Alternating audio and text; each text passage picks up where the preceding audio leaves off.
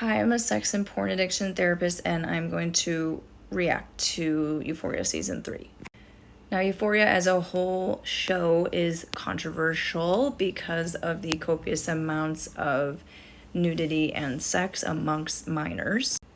However, I would argue that with seasons 1 and 2, the characters were so well thought through and complex and human, and it felt like the use of sex, though overboard, I felt that it was used as a way to show like the reenactment of trauma through the channel of sex, or how sex can be used for power and control, which is, a real reality of sex that I think people often don't want to look at or face.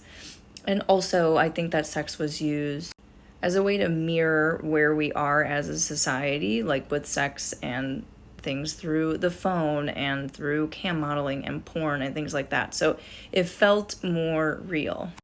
But this season of Euphoria feels particularly dissociated from reality and society. And the way that it does this in this season is, I can't help but while I'm watching it feel like I'm not having my own experience. And that's a really weird thing when you're watching a movie or a show and it feels like you're not having your own experience. It feels like you are actually seeing it through the experience of the creator. So something feels disjointed.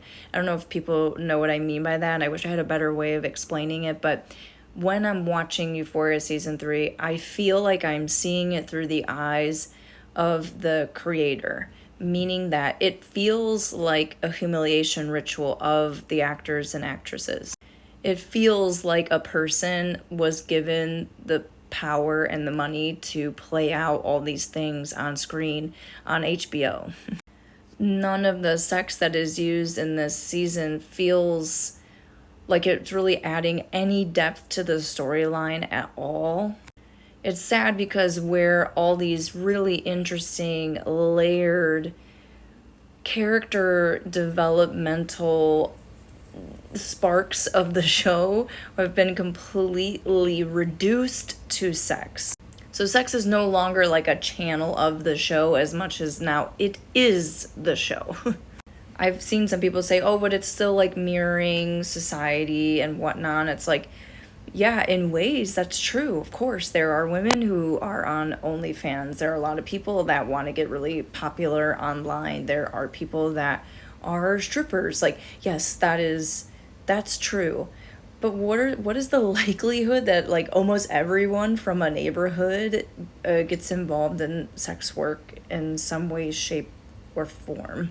There's so many scenes with like the painting, with the saran wrap, with the boobs in the building, like these really big displays of body parts. And it feels really obnoxious.